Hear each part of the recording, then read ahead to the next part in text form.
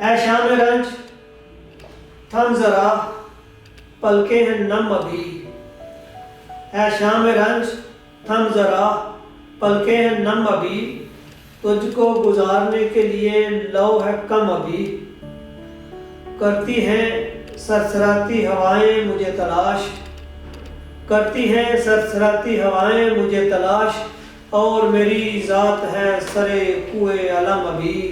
جب شاعر کو یہ محسوس ہوتا ہے کہ میرے شعر کو لوگ اپنا شعر سمجھتے ہیں، اپنا درد محسوس کرتے ہیں اس میں، تو اپنی کامیابی سمجھتا ہے اور اس میں وہ شکر بجا لاتا ہے۔ بسم اللہ الرحمن الرحیم۔ اسٹریم کر ایپ کے اسپاٹ لائٹ اسٹوڈیو میں ہم آپ کو خوش آمدید کہتے ہیں۔ آج کے سیشن کا جو موضوع ہے وہ ہے شاعری۔ آپ سمجھتے ہوں گے کہ شاعری اور اس کمرشل دور میں شاعری کو لوگ کہاں سنتے ہیں، اتنی فرصت کہاں لوگوں میں کہ شاعری پہ بات کریں، شاعری سنیں، شاعری جو کہ زندگی سکھاتی بھی ہے، زندگی بناتی بھی ہے۔ ناظرین، میں اس سے پہلے کہ آپ اپنی بات کو آگے بڑھاؤں، میں آپ کو تعارف کرواتا چلوں۔ میرا نام ہے سید مظہر مسعود، گجرانوالہ کے نوائی شہر علی پور چٹھا سے میرا تعلق ہے اور اسلام آباد میں ایک سرکاری ادارے سے وابستہ ہوں۔ میری ایک کتاب شاعری کی ایک کتاب ہے خزاں کے بعد، اس میں 50 غزلیں موجود ہیں۔ وہ جنوری 2020 میں منظر عام پر آئی تھی۔ الحمدللہ ثم الحمدللہ ادبی حلقوں میں اسے بہت پذیرائی نصیب ہوئی۔ دوست احباب نے اس کو بڑا پسند کیا۔ میرے ساتھ جو میرے دوست کام کرتے ہیں، میرے کولیگز ہیں، انہوں نے بھی اس کو بہت پسند کیا۔ صراحہ بلکہ یہ کہا کہ شاہ جی ہمیں لگتا نہیں تھا کہ آپ اتنی اچھی شاعری بھی کر سکتے ہیں، لیکن اللہ تعالیٰ کی عطا ہے، جس کو چاہے وہ نوازے۔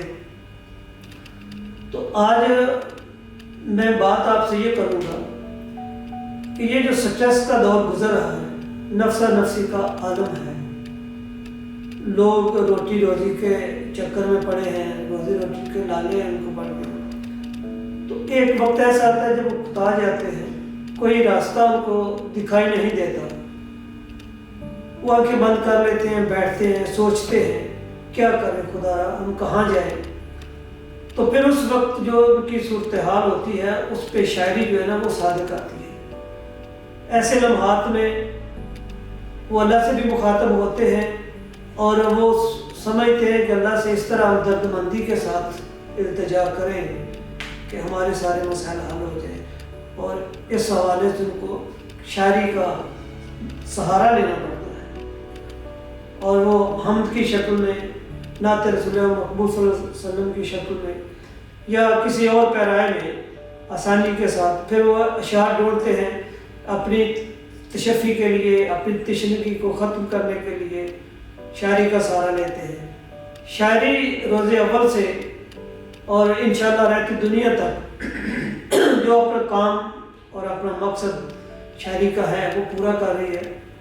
اس حوالے سے میں یہ کہنا چاہوں گا کہ شاعری زندگی تخلیق کرتی ہے، زندگی سکھاتی ہے، جس کو ہم انگریزی میں کہتے ہیں مینرز کہاں سے آتے ہیں۔ تو جتنا اچھا مینرز شاعر سکھا سکتا ہے یا آپ کو شاعری سکھا سکتی ہے، عام آدمی کے پاس کی بات نہیں۔ شاعر حساس ہوتا ہے، معاشرے کا آئینہ ہوتا ہے، اور شاعر کی جو بات ہوتی ہے وہ آج کی بات کے ساتھ ساتھ وہ اگلے 10-20 سال تک جا کے دیکھتا ہے، اس کی بات میں صداقت ہوتی ہے۔ اور بہت سے اشعار ایسے ہوتے ہیں، بہت سے تخیلات ایسے ہوتے ہیں، کچھ سائنس ان کا پیچھا کرتی ایک وقت آتا ہے ان کو ثابت کرتی ہے۔ تو میں تھوڑی سی شاعری آپ کو سناتا ہوں۔ میں نے عرض کیا کہ یہ جو زمانہ ہے مشقت کا زمانہ ہے، ہر دور میں لوگ کمانے والے بہت زیادہ ہوتے ہیں اور ان کی روٹی روزی پوری نہیں ہوتی، اور قسمت کبھی اپنے ایک مزاج ہے کہ کچھ لوگ سڑکوں پہ پھول بیچتے رہتے ہیں، دھوپ سردی اس کے اندر ٹھٹھرتے ہیں، تپتے ہیں، اور کچھ محلات میں کوٹھیوں میں بیٹھ کر راج کرتے ہیں۔ تو یہ فطرت نے ایک کارخانہ بنایا ہے اور اس کا اپنا کمال ہے۔ اس نے کسی سے مشقت کروانی ہے، کسی کو آسانیوں سے نوازنا ہے اور کسی کو مشکلات سے دوچار کرنا ہے. اور یہ اگر کارخانہ قدرت کے نظام کو ہم سمجھ لیں تو یہ پھر اس کی جو اللہ تعالیٰ کی اتنی بڑی ذات ہے اور وہ سب سے زیادہ فکر و فہم اللہ کی ذات کے پاس ہے، تو انسان تو نہیں سمجھ سکتا. انسان اپنی ایک سوچ کی اس کی ایک انتہا ہے، وہاں تک جاتا ہے، سوچتا ہے، اس سے آگے اس کی بس ہو جاتی ہے. تو پھر وہ کہتا ہے کہ بس یاد آ جو کر دیا تو نے کر دیا، اور ہم اس کے اوپر تو کوئی رائے نہیں رکھ سکتے. البتہ یہ التجا یہ کرتے ہیں تشنیگیوں کو، مشکلات کو ختم کر کے آسانیاں پیدا کر، اور شاعر زندگی کو، مشکلات کو، ٹف ٹائم کو تھوڑا سا نرم کرنے کے لیے لوگوں کی حسیات کے اوپر بات کر کے اور لوگوں کو یہ محسوس کرواتا ہے، اور اس میں کافی حد تک شاعر کامیاب بھی رہتا ہے کہ وہ زمانے کا درد شاعر اپنے شعروں میں جب بیان کرتا ہے تو لوگ کہتے ہیں جی یہ تو میرا درد تھا. جب شاعر کو یہ محسوس ہوتا ہے کہ میرے شعر کو لوگ اپنا شعر سمجھتے ہیں، اپنا درد محسوس کرتے ہیں اس میں، تو اپنی کامیابی سمجھتا ہے اور اس میں وہ شکر بجا لاتا ہے کہ یا اللہ میرے اس ایک شعر سے، یہ میری اس بات سے اگر لوگوں کو تھوڑی سی سہارا ملا ہے، لوگوں کو تھوڑی سی آسانی محسوس ہوئی ہے، تو میرا یہ کار خیر قبول فرما. تو مزدوری کی بات ہو رہی تھی، مشقت کا زمانہ ہے. ایک دور تھا لوگ بدنی جو ہے نا مزدوری کرتے تھے، بدنی مشقت کرتے تھے، اب بھی کرتے ہیں، لیکن اب کیونکہ مشین نے انسان کی جگہ زمین نے لے لی ہے، اور جہاں 10 20 50 مزدور کام کرتے تھے وہاں 1 یا 2 مشینیں کام کر لیتی ہیں. مشقت انسان کر رہا ہے لیکن کم لوگ کر رہے ہیں. یہ ایک الگ فکر ہے ہمارے لیے. کیا کہتے ہیں کہ بہت بڑا المیہ ہے. ایک سوچنے کی بات ہے کہ جب مشین زمانے میں آ گئی دنیا میں انسانوں کے دوران، تو مشینزم بھی ساتھ ساتھ آ گیا. یہ بھی شاید اس بات پر سوچنے کی ضرورت ہے.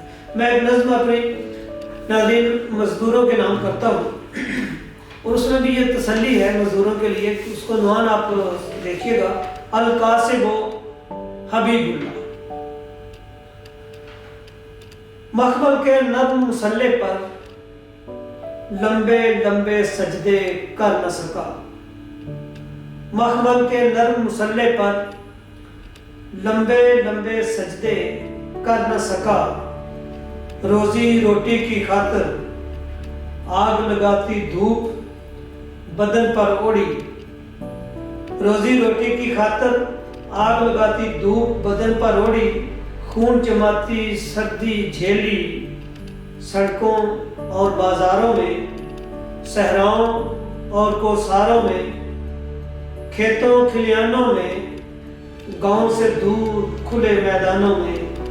مزدوری کرتے کرتے ہاتھوں پر چھالے ہو گئے. گاؤں سے دور کھلے میدانوں میں مزدوری کرتے کرتے ہاتھوں پر چھالے ہو گئے ہیں. مالک میرے ہاتھوں کے چھالے گن کر میری بخشش کر دینا. مالک میرے ہاتھوں کے چھالے گن کر میری بخشش کر دینا. میں ماتھے پر محراب بنانا بھول گیا. ناظرین، یہ المیہ ہے کہ ہم بعض اوقات اللہ تعالیٰ توفیق دیتے ہیں انسان کو، جب روزی کماتا ہے تو روزی عطا کرنے والے کو ضرور یاد رکھتا ہے. تو پھر وہ ایسا ہوتا ہے کہ بچوں کے اخراجات، اپنے مسائل جس میں انسان گھرا ہوا ہے. آج کا انسان جب ضرورت کو بھی اس نے اپنے خواہشات کو بھی ضرورت بنا لی ہے تو اس کو زیادہ جکڑا اپنے آپ کو انسان میں خود ہے.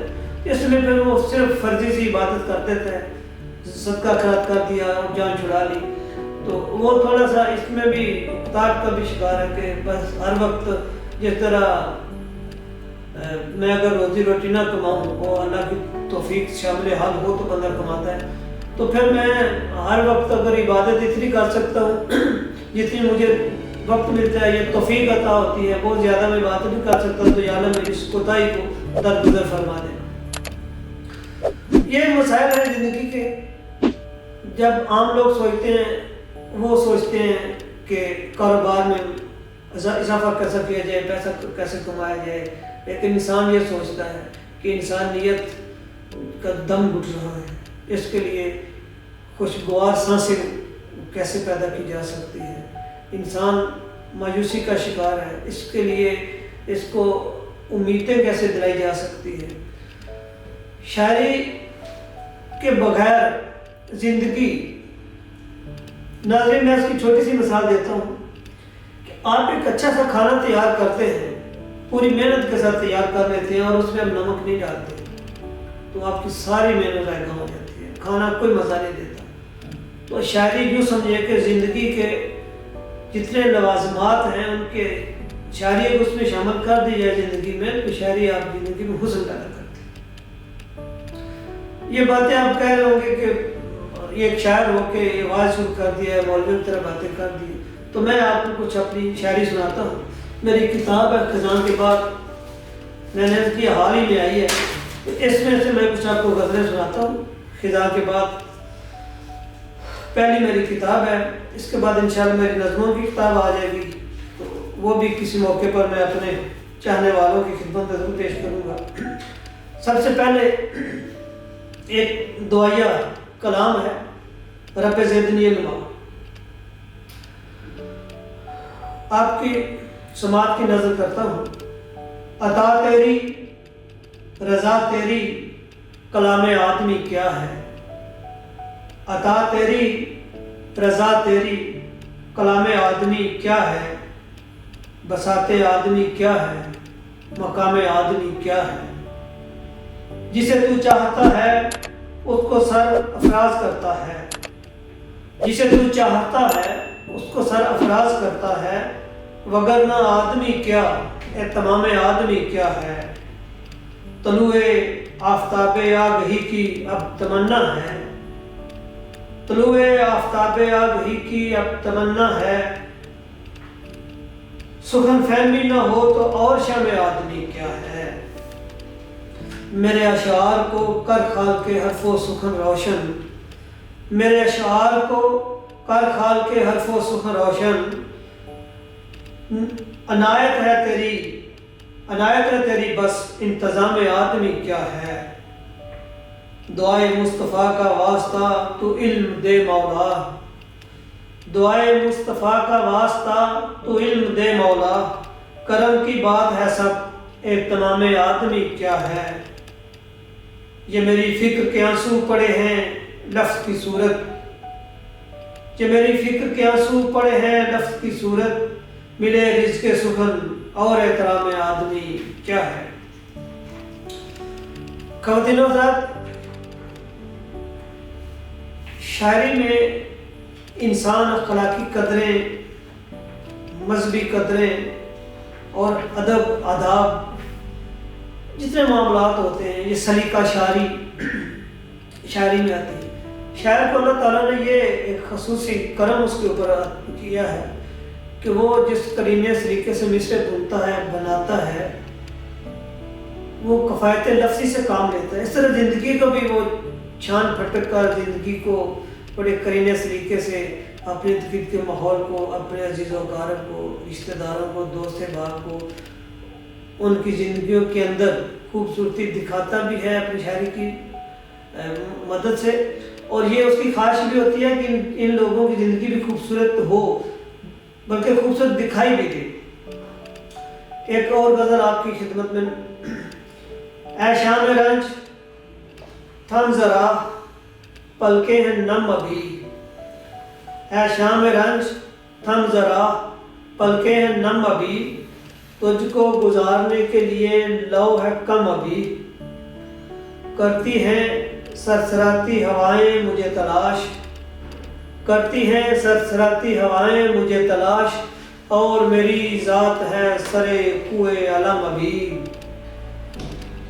شامل ہے ساتھ اپنے دعا ایک فقیر کی، شامل ہے ساتھ اپنے دعا ایک فقیر کی، یہ جو جمے ہوئے ہیں ہمارے قدم ابھی، جلتے دیے کے ساتھ جلا دوسرا دیا، جلتے دیے کے ساتھ جلا دوسرا دیا، منزل قریب تر ہے لہو میں ہے دم ابھی، اے کاروان گمشدہ کچھ دیر انتظار، اے کاروان گمشدہ کچھ دیر انتظار، صحرا کی سرخ ریت سے ابھریں گے ہم ابھی، مظہر بنا کے دیکھ مسافت کا ذائچہ، مظہر بنا کے دیکھ مسافت کا ذائچہ، اس راہ گزار میں ہے کئی پیچ و خم ابھی۔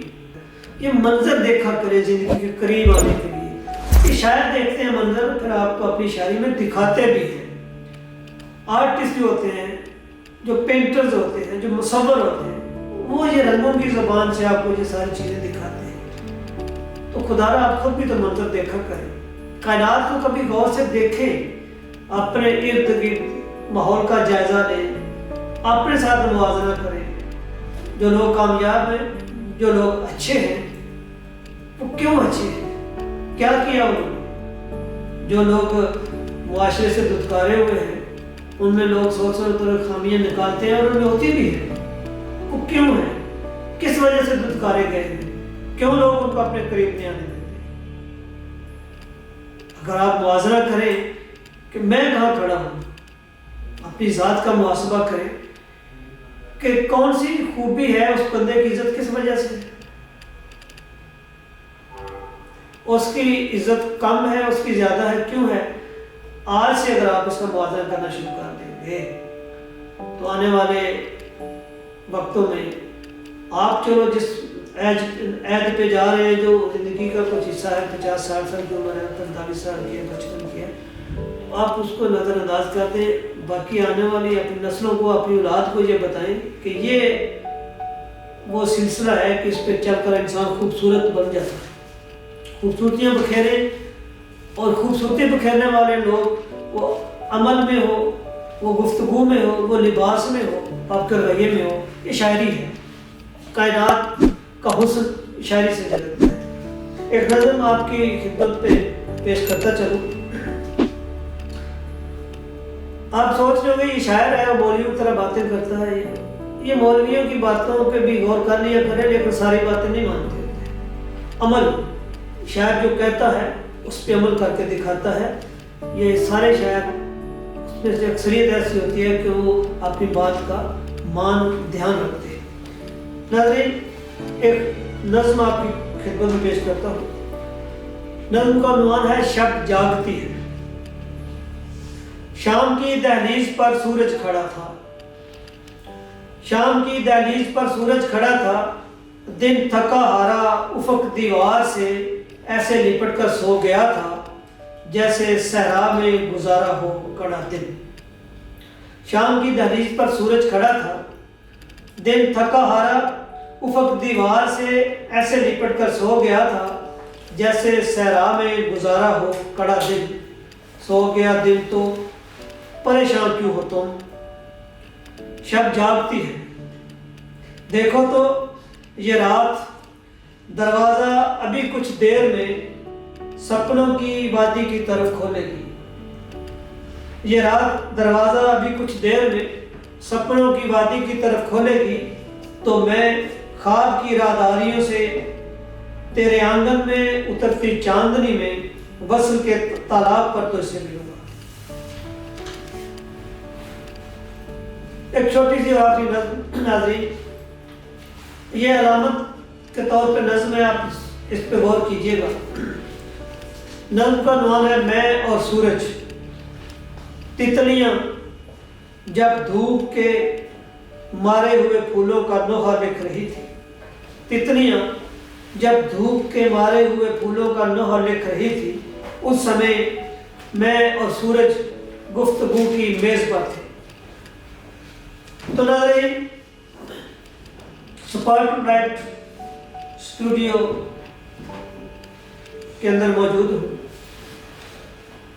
اور آج میرا یہاں پہلا دن تھا شاعری اور سماج کے حوالے سے ایک شاعر کے جو خیالات تھے وہ ناظرین میں آپ کی سماعت و نظم کیے ہیں۔ امید ہے میری باتیں آپ کو پسند آئی ہوں گی، شاعری بھی، اور آپ کی رائے کا سپاٹ لائٹ اسٹوڈیو میں ہم لوگ مل کر پوری ٹیم آپ کا انتظار کریں گے۔